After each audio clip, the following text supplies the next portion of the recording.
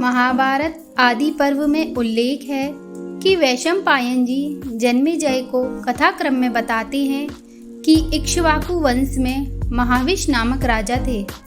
उन्होंने अश्वमेध और राजसूय यज्ञ करके स्वर्ग प्राप्त किया।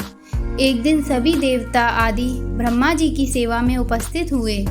वायु ने गंगा जी के वस्त्र को उनके शरीर से खिसका दिया।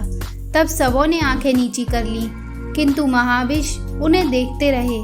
तब ब्रह्मा जी ने उनसे कहा कि तुम मृत्यु लोक को जाओ और जिस गंगा को तुम देखते रहे हो वही तुम्हारा प्रिय करेगी। इस प्रकार उनका जन्म प्रतीप के पुत्र शांतनु के रूप में हुआ।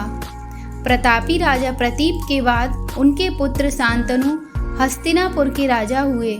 पुत्र की कामना से शांतनु के पिता महाराज प्रतीप गंगा के किनारे तपस्या कर रहे थे।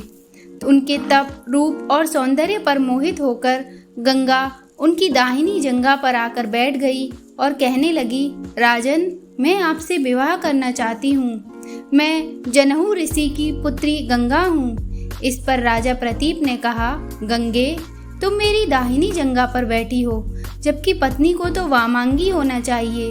दाहिनी जंघा तो पुत्र का प्रतीक है, अतः मैं तुम्हें अपने पुत्र वधू के रूप में स्वीकार कर सकता हूँ। यह सुनकर गंगा वहाँ से चली गई। जब महाराजा प्रतीप को पुत्र की प्राप्ति हुई तो उन्होंने उसका नाम शांतनु रखा और इसी शांतनु से गंगा का विवाह हुआ। गंगा से उन्हें 8 पुत्र मिले, जिसमें से 7 को गंगा नदी में बहा दिया और 8वें पुत्र को पाला पोसा।